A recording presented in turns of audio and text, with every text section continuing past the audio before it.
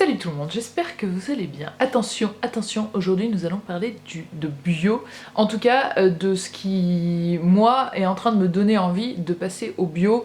Et quand je dis bio, j'entends au équitable, au naturel, voilà, c'est pas que l'appellation bio, mais à des choses un peu plus à consommer un peu mieux, on va dire. Et je fais pas du tout cette vidéo pour vous donner des leçons ou quoi que ce soit, chacun fait comme il veut, bien entendu. C'est juste pour partager ce qui, moi, est en train de me faire le déclic par rapport aux choses qui n'ont pas du tout fait tilt il y a quelques années. Par exemple, je sais que moi, l'argument de c'est pour ta santé, etc., c'est bizarre, enfin c'est bizarre parce que pour ma santé, j'ai plutôt envie d'être en bonne santé, mais c'est pas quelque chose qui, quand je vais faire mes courses, je me dis pense à ta santé, pense à ta santé, pense à ta...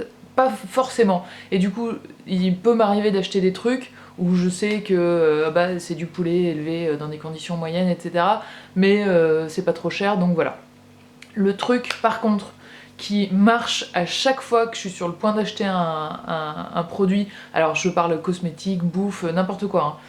Le truc qui fait que je peux très bien résister à, par exemple, je suis une grosse fan de ketchup depuis que je suis petite, je prends la même marque, etc.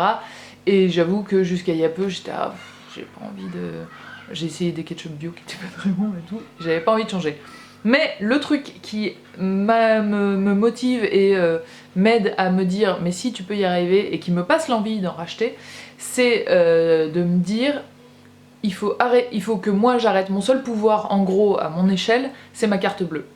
Et en continuant à acheter ces produits-là de sociétés où je sais que ils savent pertinemment qu'ils polluent, ils savent pertinemment qu'il y a des produits chimiques dans ce qu'ils produisent, etc. Et ils le font quand même, ils en ont absolument rien à faire.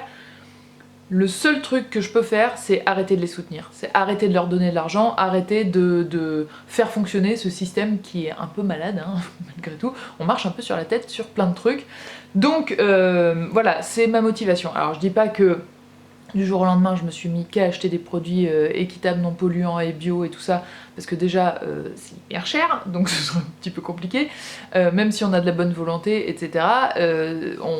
Pour plein de produits, alors il y a plein de produits qui sont abordables, et puis il y a plein de produits où, notamment pour un paquet de gâteaux, on fait x2 facile, donc comme j'aime bien les gâteaux, c'est un de mes trucs de référence, mais c'est pour plein de choses pareilles.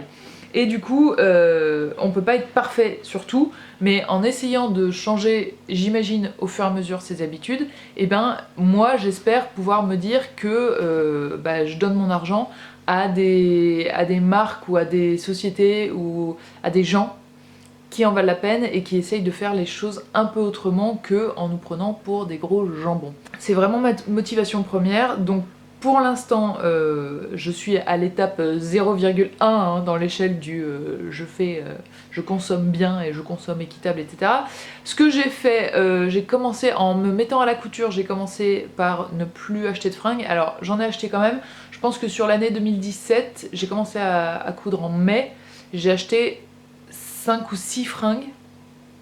Moi j'allais tout le temps chez les grandes marques genre H&M et Zara. J'ai vu il y a pas longtemps un reportage sur la vérité sur les vêtements, et en lisant des articles notamment de Colline, et pourquoi pas Colline, et autres, je me suis dit qu'il faut arrêter aussi de faire fonctionner ces multinationales qui se moquent de nous un petit peu.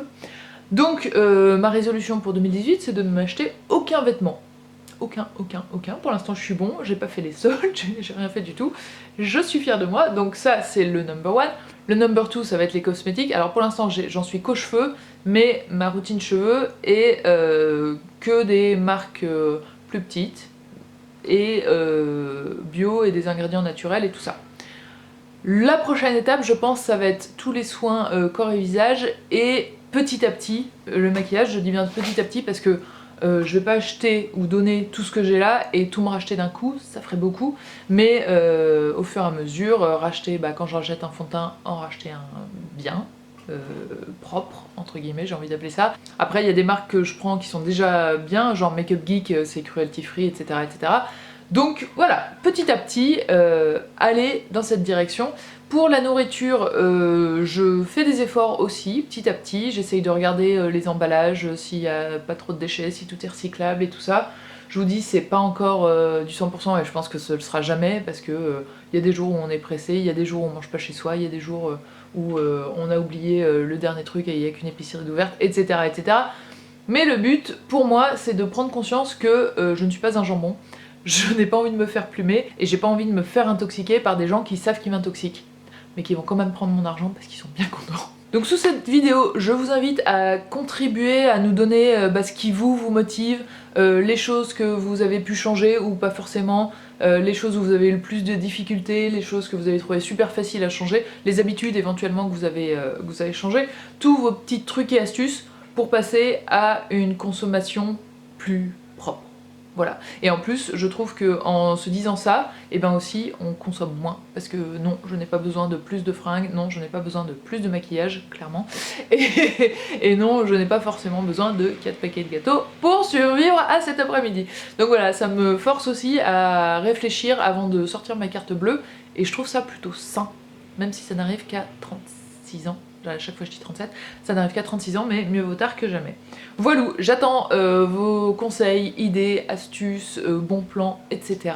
Et si vous avez aussi des idées de documentaires, des choses que vous avez vues, des émissions qui parlent de ce genre de trucs et qui vous plaisent, n'hésitez pas à me le dire, ça m'intéresse toujours. Je vous embrasse fort, j'espère que vous prenez bien soin de vous et de tous les autres, et je vous fais un gros bisou. Ciao. Et si vous aimez